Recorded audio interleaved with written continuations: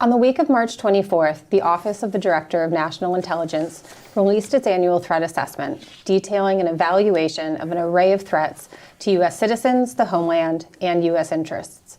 Additionally, U.S. Strategic Command and U.S. Space Command testified in front of the Senate Armed Services Committee to outline their strategic objectives, operational challenges, and budgetary needs. These novel and unprecedented developments include China's robust counter-space weapons and space-enabled kill chains, Russia's reported pursuit of an on-orbit nuclear anti-satellite weapon, and wide-ranging ballistic, cruise, and hypersonic missile threats. China and Russia are pursuing game-changing threats, including unprecedented space advancements, novel missile systems, and nuclear force expansion. Iran and North Korea continue to enlarge their nuclear, missile, and space programs, while likely gaining technology benefits from Russia in return for arming it against Ukraine. All of these threat trends have implications for U.S. strategic force capabilities, space defenses, nuclear force structure, air and missile defenses. I'm Heather Williams, Director of the Project on Nuclear Issues here at CSIS. And here to unpack these questions, I am joined again by Carrie Bingen, Director of the Aerospace Security Project, and Tom Carrico, Director of the Missile Defense Project. Before we jump in, I do want to acknowledge up front that an event took up much of the threat assessment hearings, and that was the Signal group chat and the Atlantic article, where a group of top national security officials coordinated strikes in Yemen over the Signal group chat. And the Atlantic editor-in-chief was accidentally added to that group. While there are important national security implications to this story, we instead want to focus today on the substance of the annual threat assessment itself and to discuss the implications for strategic forces. We'll take audience questions, so please submit those via the event homepage, and they will come to me where I can then direct them to Tom and Carrie. So Carrie, Tom, thanks again for doing this. To get us started, Carrie, can you just say a little bit about what are these testimonies for, why are they significant, and kind of set the room for us?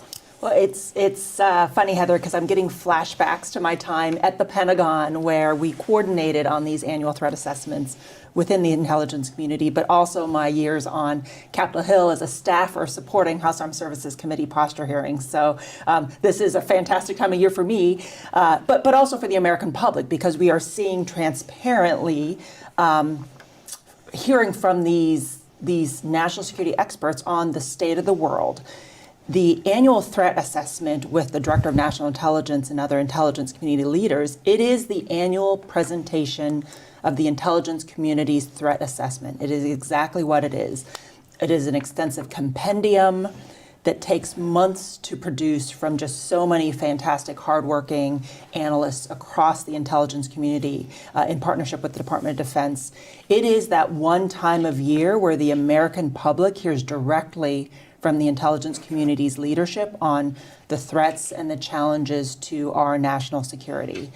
Those posture hearings that you also mentioned, these are where we bring in, members of Congress bring in leaders to understand the security landscape, the threats, the geostrategic issues. You usually start early with, say, outside experts that will set the table of the big strategic challenges. You'll also hear early, typically from the combatant commanders, who unpack their priorities and their operational needs in theater or in a functional area. That informs the committee's priorities, and it builds context for how the committees will assess the budget request once it's delivered to the Hill. And I'm hearing this year, maybe in the May timeframe or whatnot, which is pretty typical for a new administration. These combatant commander posture hearings will typically then be followed by the Secretary of Defense and the Chairman of the Joint Chiefs of Staff, who will deliver the budget to the Hill, the DoD budget to the Hill. The service secretaries and their chiefs will unpack each of their individual budget requests. And then the subcommittees within the Armed Services Committee will start to get to work, and they will unpack individual agency requests. They'll go program by program to dive into the details. All of that then comes together to build, for them to deliberate on the National Defense Authorization Act every year, and then the Defense Appropriations Acts every year. Okay, that was fantastic context, really helpful. I'd like us to jump into what was actually in the annual threat assessment, in the threats itself, the threats themselves, and then later on we should definitely talk about implications and policy recommendations and ideas. So Carrie, starting with you just on the space side, and then I'll turn to Tom on missiles. On the space side, what stood out to you? The threat assessment describes how China has now eclipsed Russia as a space leader and, quote, is poised to compete with the United States as the world's leader in space. So how has this competition in space between the US and China evolved, and anything else that really jumped out to you from the assessment? So there were, I'll say maybe 4 key areas that really jumped out at me between that annual threat assessment and then the posture hearing with the Space Command Commander and the Strategic Forces Command Commander. The first one was, and I thought they were spot on. The first one was the speed and scale at which China is moving in space. The threat assessment highlights that China has achieved world-class status in all but a few space technology areas, versus last year, the threat assessment said they were on track to achieve it by 2030. So they're there. The second item that stood out to me was the intelligence community's judgment that Russia is in fact pursuing nuclear anti-satellite capability, and I know you and I have talked about and written on that before. It really is one of those indiscriminate weapons that could destroy a large swath of satellites in low Earth orbit indiscriminately. The third area that stood out to me was both China and Russia pursuing, I'll say, kill chains, where space is an integral part of that, whether it be battlefield learning that Russia has been doing over the last year or so, and then China, as they're connecting their ISR, their intelligence satellite systems, with strike systems and pretty quickly able to close their kill chains, target forces and equipment on the ground. And then the fourth area is what China is doing in the commercial space sector, whether it be LEO broadband communications, so internet from space, remote sensing, launch. They are making incredibly fast progress on building out a commercial space infrastructure that will challenge us and others in the global marketplace, but also it'll have security implications. Great. Tom, let's talk missiles. Specifically, let's talk Russian and Chinese missile threats. Our competitors are developing and fielding highly sophisticated missile systems, from missiles to hypersonic glide vehicles. So did anything stand out for you from this assessment in terms of adversary missile capabilities, but also maybe say a bit about the emerging Russia-China relationship, which we're hearing a lot about? Yeah, so first of all, I think to Carrie's point, the fact that this report exists, it was one of those reports that they tried to get canceled and so many times over the years, but I think there's a salutary benefit for the public to see this that would otherwise be kind of behind closed doors. So yeah, we all have our Control F buzzwords, and mine is various forms of missilery here. And I think we have a map here, this map to show kind of some of the Chinese missile rings, as it were. This comes from the military power of the PRC report that came out last year. And also I'll make some reference to a handful of things that jumped out to me, both from the annual threat assessment and also the PRC report. It talks about China's advance, not really, lots of nuclear buildup and all that sort of stuff, but I was struck again by both reports' references to China's pursuit of conventionally armed intercontinental range missile strike capability of various kinds. And it's a threat of non-nuclear strategic attack that I always come back to so frequently. And you see reference to that here, both in terms of potentially conventional ICBMs, but also China's emerging pursuit and development of long-range cruise missile attack capabilities, whether it be from subs or aircraft or what have you. I give the annual threat assessment some kudos. Unlike the PRC Mil Power report, the threat assessment referred to China's threatening with these long-range capabilities, not just CONUS, Alaska, and Hawaii. They included Guam there. And they referred to Guam as the homeland's periphery in the Western Pacific. And I think that's real important to continue to emphasize that it's not just CONUS. That's getting a lot of attention right now with the Golden Dome for America and such, but Guam is absolutely U.S. U.S. territory as well. In both of these reports, you see references to things like the proliferation of one-way attack UAVs. I still say that's what you call a cruise missile. You see kind of reference to, for instance, the improvement of China's industrial base for their missile production capability and also their export plans and activity on that front. You also saw reference in the PRC Mil-Power report to China's acquisition of some significant air and missile defenses, kind of S-300 and S-400 type of things, and their pursuit of a multi-tiered missile defense system, their pursuit of an ultra-long-range air defense using space-based ISR with in-flight updates. So lots to talk about there. I will just put a plug in for the significance in terms of, say, Taiwan of things like mines. We have seen in just the last couple of weeks, Finland, Poland, Lithuania, Latvia, and I think Estonia all kind of signal that they want to pull out of the Ottawa Treaty for landmines. And what do all those countries have in common? They're pretty close. They're pretty close to Russia. And then finally, you asked about the kind of the relationship between Russia and China. I think that's important. It's called out here in terms of that. And I think it was just in February of this year that Xi and Putin talked about being true friends who share weal and woe. It was back in 2018 when they talked about each other as their best, most intimate friends. I always think of the Randy Travis song about my love is deeper than the holler every time I see these kinds of expressions. And I think we need to take that at face value, that they are going to be working together in terms of opposing the United States. There's been a lot of talk about the reverse Kissinger in terms of trying to pull Russia away from China. I don't think that's working at all. I think there is a reverse Kissinger going on here, and they're doing it on us, because what they're doing is they're driving a wedge between us and some of our allies. You hear Randy Travis. I hear Taylor Swift friendship bracelets whenever I hear them talking about being best friends for life, but that's neither here nor there. I do want to bring in Carrie on this Russia-China cooperation, because obviously there's a space aspect to this as well.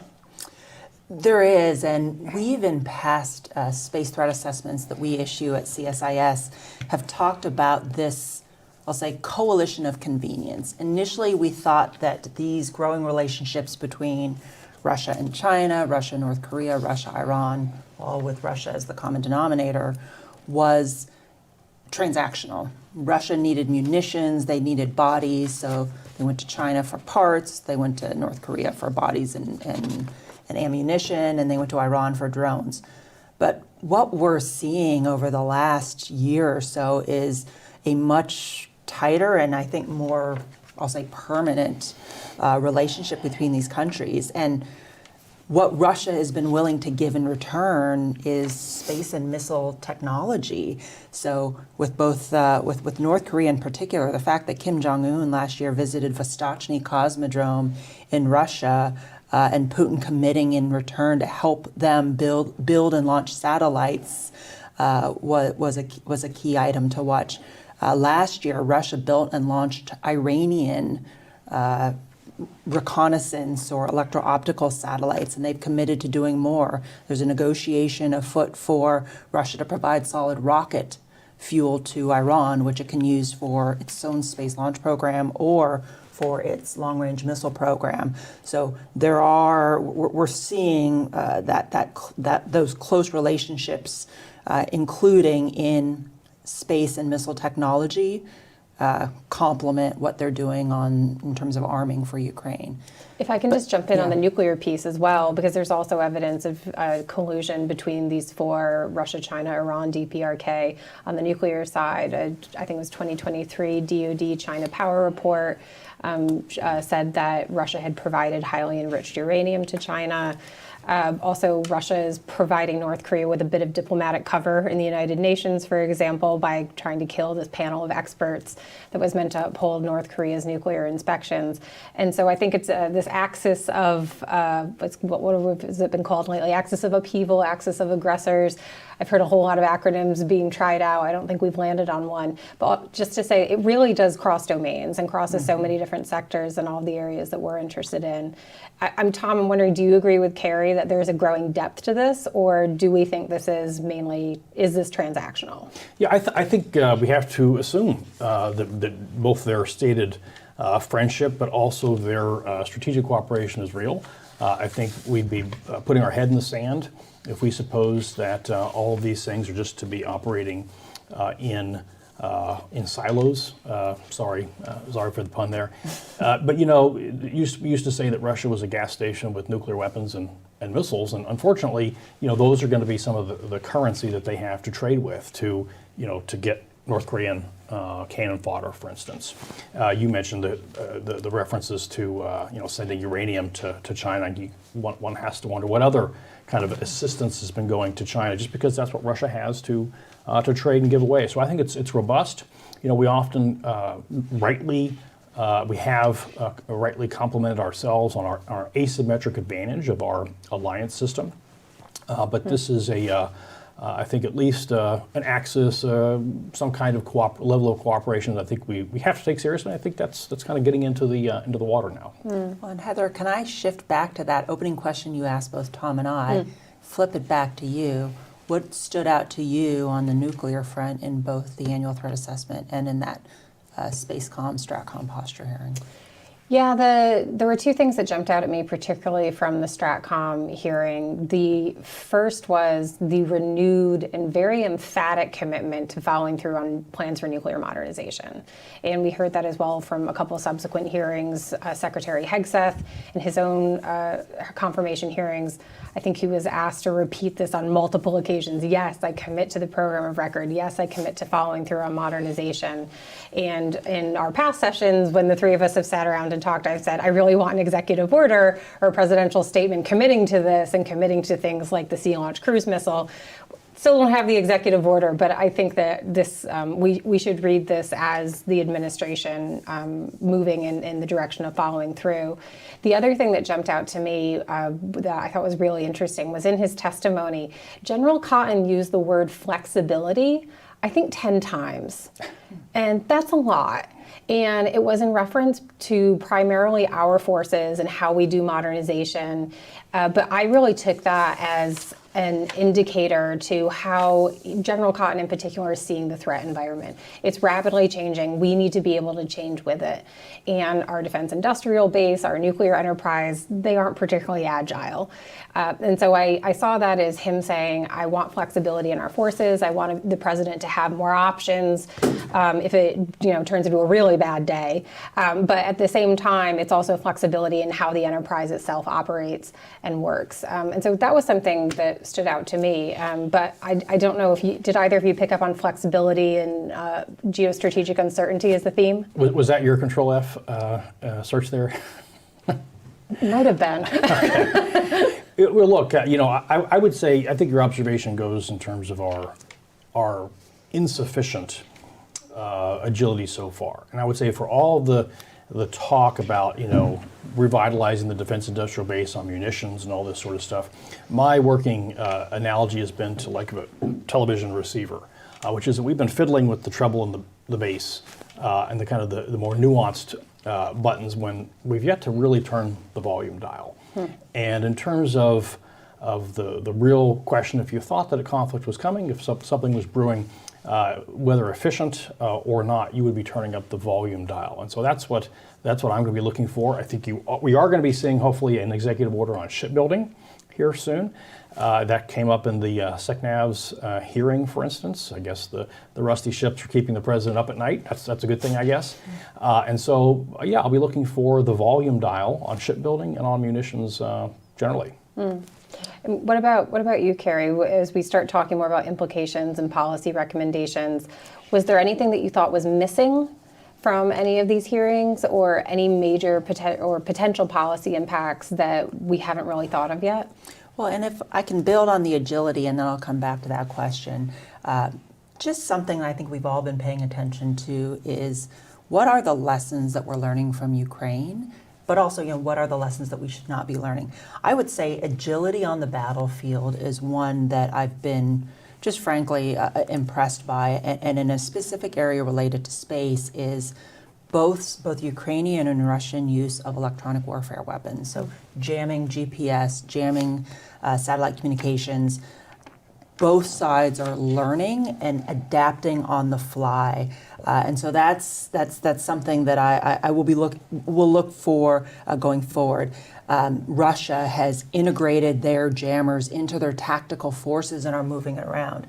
And I'd say for someone that looks at these kinds of space weapons or counter space weapons is, we in the United States have tended to treat those kind of counter space weapons as a very strategic capability, and yet I think what we're seeing on the battlefield in Ukraine is a much more tactical or operational use and integration and adaptation. And I think that is a lesson that we'll want to look at in the Pacific as well, because one of the things that the testimonies highlight is just how prolific those electronic warfare weapons will be in an Indo-Pacific scenario as well.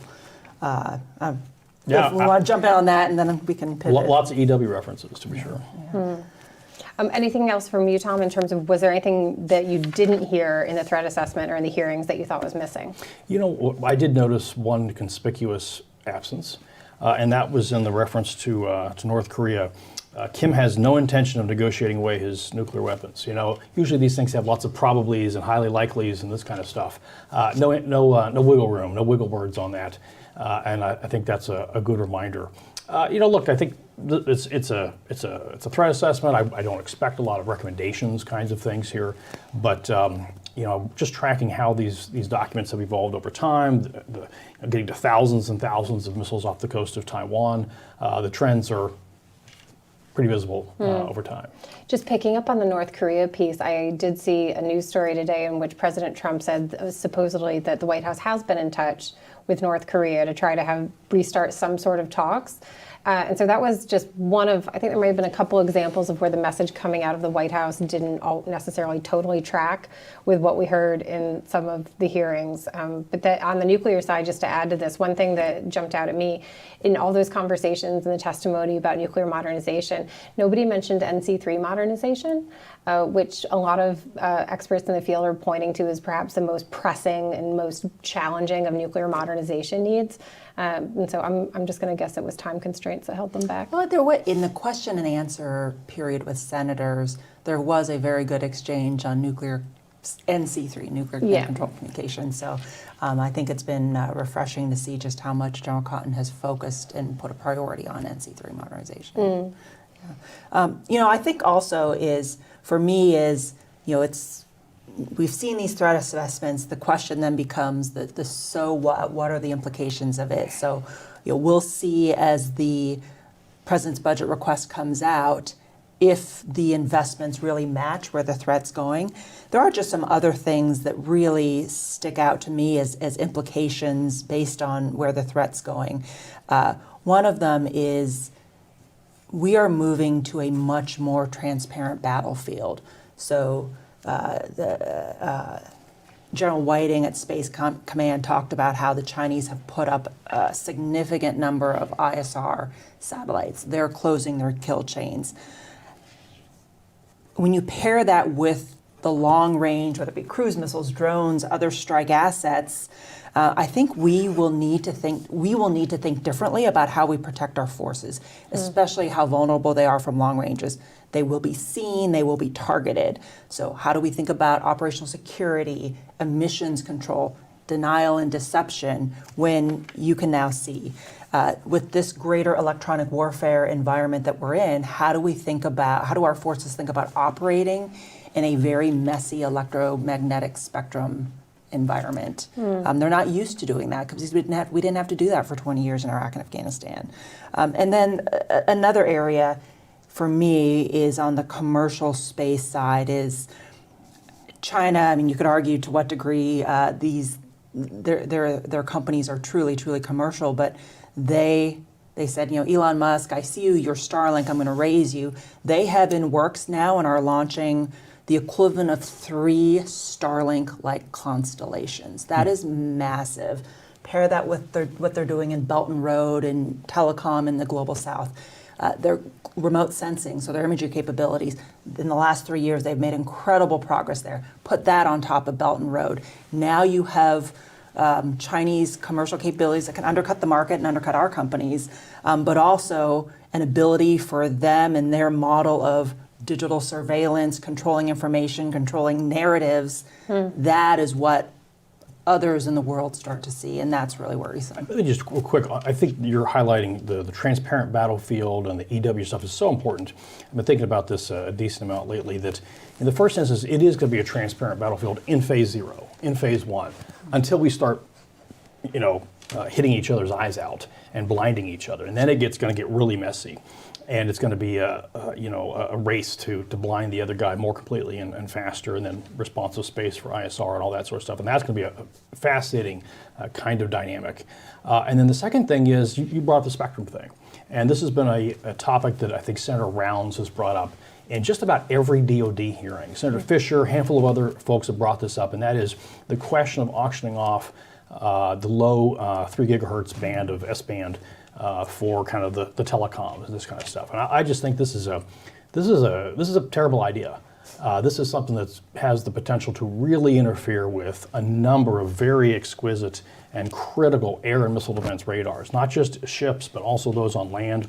All of our stuff, all of our desire for surveillance and missile tracking for a Iron Dome over America, that could really come into jeopardy. I think we need to be very careful about auctioning off that spectrum, because this is a scarce national resource. There's a reason China doesn't permit its telecoms to use that particular part of the spectrum.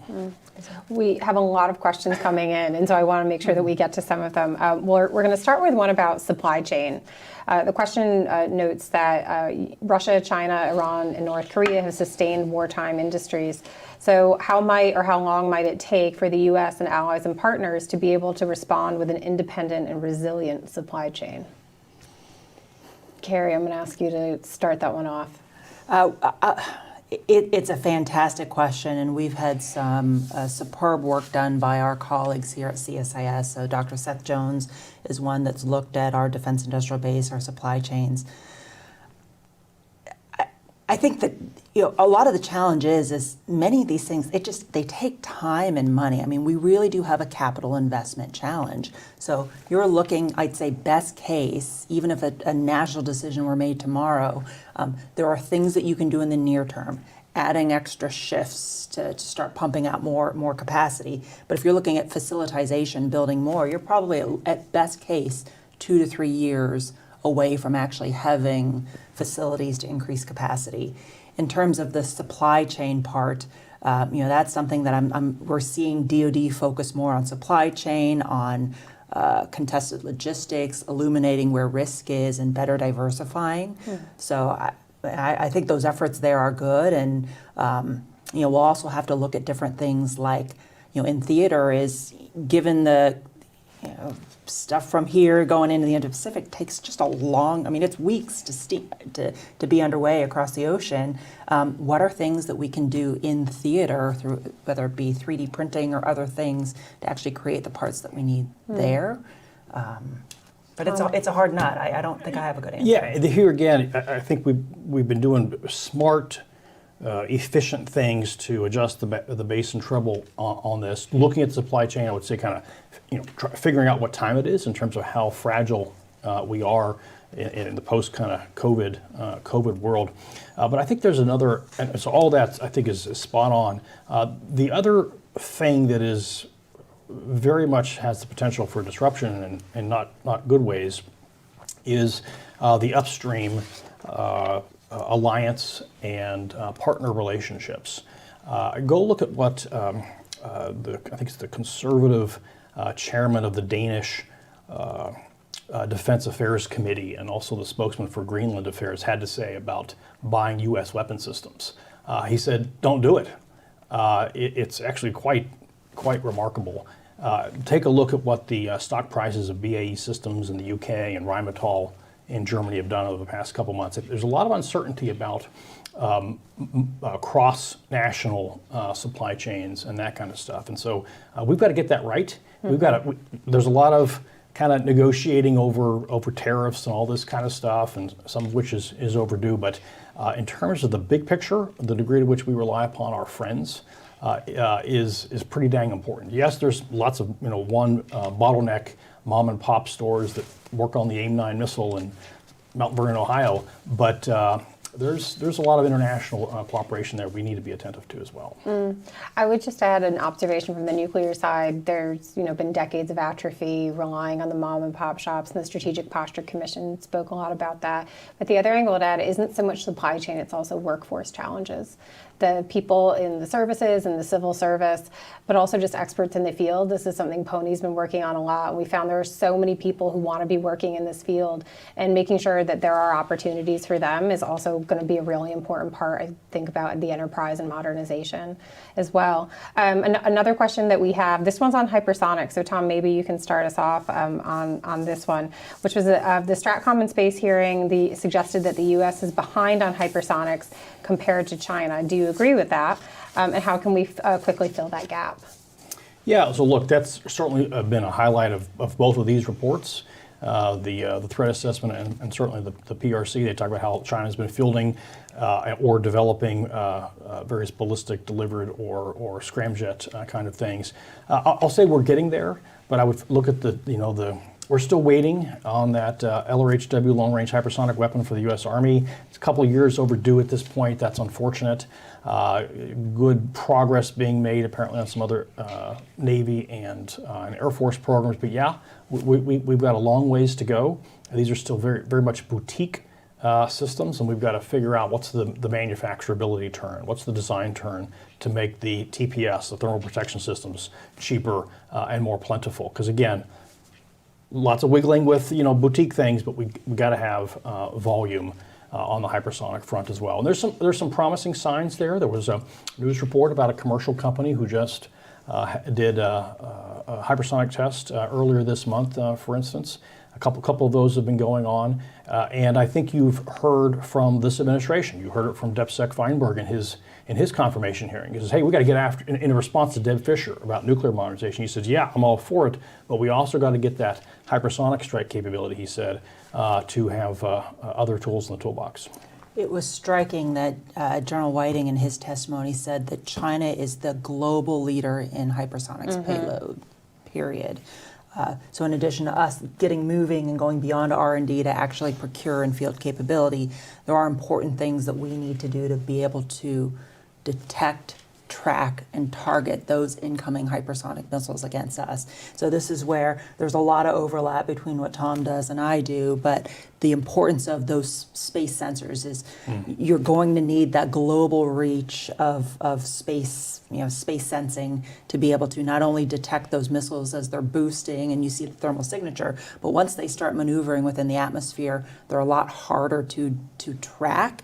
And so we'll need to accelerate, actually, as the Golden Dome executive order says, right? Accelerate HBTSS, the hypersonic tracking system, accelerate PWSA, the proliferated warfighting space architecture, which is also doing missile warning or missile tracking, developing missile tracking capability. And I'll say, in addition to those sensors, which is absolutely critical, you can't do anything without the sensors, we probably also need to accelerate the means to do something about it, as you were alluding to. The glide phase interceptor, which in the PB-25 had an IOC of 2035. That's a long way away. That needs to be brought to the left. I think the Golden Dome initiative will do that. There may also need to be other interim capabilities. And by the way, just this last week, MDA and the Navy carried out a sea-based terminal intercept test, successful against this kind of a threat object. Well, let's end on a more positive note. And well, it was a successful test. That was good. You're right. That is a positive note. That can be your answer to this question as well, if you want. The question was, what is an area where the United States does have a strategic advantage, and how can we maintain that? Look, I think ultimately it comes from our, and this is not being wistful. It comes from our freedoms.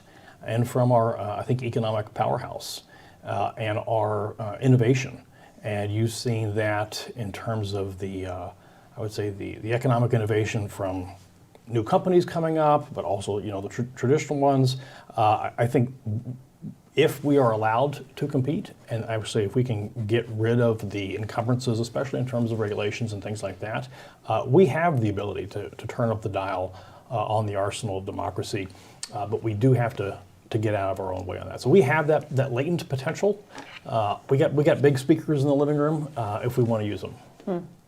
Carrie, what about you? Well, and as much as we're concerned about how fast China is moving and the scale at which they're moving, we've been there and done that first. So there is still that first mover advantage. But it is, I mean, this is a race, so we can't slow down in the marathon. We've got to keep a pace and keep them in the rearview mirror. There's another aspect that we haven't talked about, which I do think is a strength, and it tees off of what Tom was saying, is our industry does such a good job. It's the hardware, it's the weapon systems, but it's also pairing it with the software and stitching things together, integrating. And so whether it be, whatever Golden Dome ends up becoming, of taking all these different interceptors, all these different sensors, stitching them together, it's the marriage of both, I'll say hardware, software, hard power, soft power. Traditional aerospace and defense, these non-traditional and new entrants. I think when you bring those together, we are incredibly powerful. And I'm going to add my 2 cents, agreeing with both of you on everything, obviously. But something General Cotton had said was that it's our allies who are our asymmetric advantage, and those alliances are based on shared values of freedom, liberties, but also allies contribute on the hardware and also on the software side. And so that's, I think, an additional area where we do have a comparative advantage. I would rather have our allies than Iran or North Korea any day, I think. And so with that will wrap up this discussion. Thank you all so much for tuning in and joining us for this conversation. It's a really unique opportunity to talk about the intersection of space, cyber, missiles, missile defense, nuclear, and a host of strategic issues. And so just really grateful to my colleagues for this opportunity and to you all for joining. Thank you to the CSIS streaming and broadcasting team, and please do stay tuned for more joint discussions between the CSIS Missile Defense Project, the Aerospace Security Project, and the Project on Nuclear Issues. Thank you so much.